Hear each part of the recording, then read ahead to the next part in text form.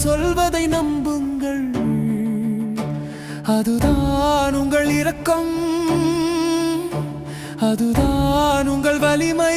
விழுந்தால் எழுங்கள், எழுந்தால் ஓடுங்கள், ஓடினால் பரங்கள். உங்கள் கனவுகளின் வானம் உங்களுக்காகவே திறந்திருக்கிறது. சின்ன செயலும் பெரிய அலைதான். ஒரு நல்ல நிமிடம் கூட யாரோ ஒருவரின் நாளை மாற்றிவிடும். அதனால் உண்மையாக இருங்கள், உணர்வுடன் வாழுங்கள்.